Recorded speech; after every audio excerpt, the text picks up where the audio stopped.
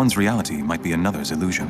We all live inside our own fantasy. Have you ever loved someone so much that you were willing to let them hate you forever? That's the trap Itachi Uchiha walked into. He didn't fall into by accident, he built brick by brick, knowing exactly what he could lose. And that's part that messes with people. We keep calling him a hero, we keep calling him a villain, but nobody stops us what kind of mind can hold both at once, on purpose or ears without crack. By the end of this video, you are going to understand the actual psychological mechanism that let Itachi carry out the most devious act of love in the entire story. Not the plot, the mind behind. Stick around because the answer isn't he was strong, it's something lot more human than that.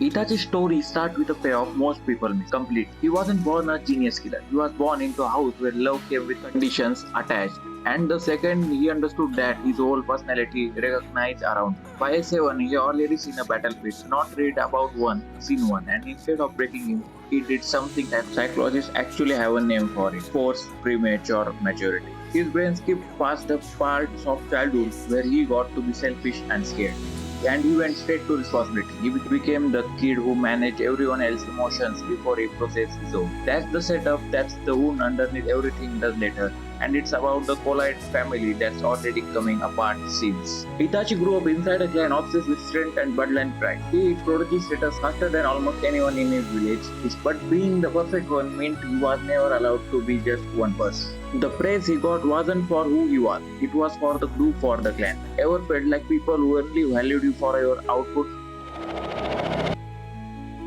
Here where it escalates, and this part people usually flatten into. He chose the village over his family like it was some clean decision. It wasn't clean at all. Itachi grew up loving two things that started pulling opposite direction: his clan and the peace of his village. When his own family started planning a coup, he wasn't looking at a simple choice between good and bad. He was looking at a no-win situation where every option meant betraying somebody he loved. That's not heroism. That's a nervous system under a kind of pressure that most of us will never touch. And this is where psychology gets genuinely fascinating. Instead of freezing or begging someone else to fix it, he did something specific. He took a total ownership of unsolvable problem. In psychology, we'd call an extreme form of self-sacrifice or control. Deciding that if suffering is unavoidable, at least it should be the carried, not someone else. His clan planned to seize power, putting the whole village in the edge of civil war. Itachi was ordered to become the one who stopped it permanently.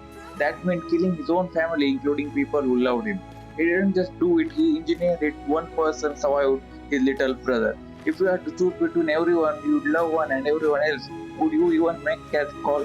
Tell me honestly in the comments.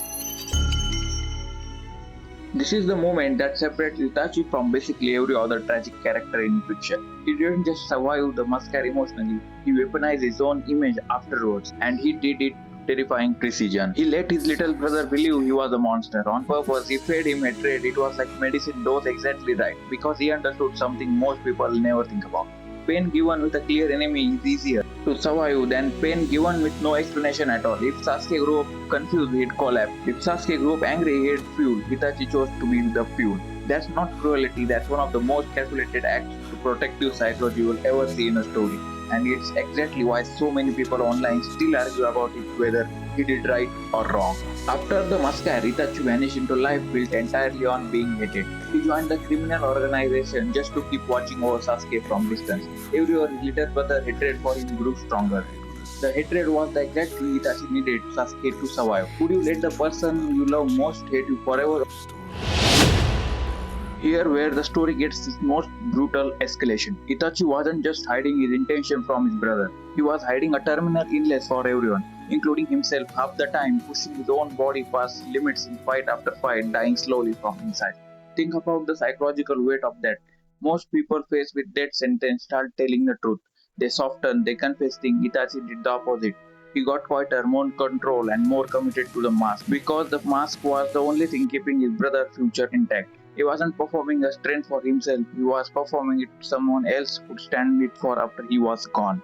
That's not detachment, that's the person who decided his own pain was the variable he could still manage in a life where most nothing else was under his control. Here's the realization at this entire video has been building toward. And bigger than Itachi as a character, it's about the love does the mind under pressure. Itachi didn't sacrifice himself because he stopped feeling. He sacrificed himself because he felt everything. All the way down the decide the only variable version of that pain was controlled himself. That was the real psychological signature underneath the whole story. When people can't stop suffering, they'll often fight to choose the shape of it. Itachi couldn't save his family, he couldn't stay alive for his brother, but he could decide exactly how the story would be told. And he could not make it sure his brother came out of the other side of it. Even if that meant becoming the villain in his own legacy. That's not tragic backstory, that's one of the most complete studies of self-sacrifice you will find anywhere in fiction or not. That's why his character still hits people so hard years later. So here's the question that's really elusive too. How far would you go to protect someone if the cost was the hating you for it? Itachi built his entire life around controlled suffering for someone else's sake. But there is another character in the universe who took the complete opposite path. Someone whose mind was shaped by not by sacrifice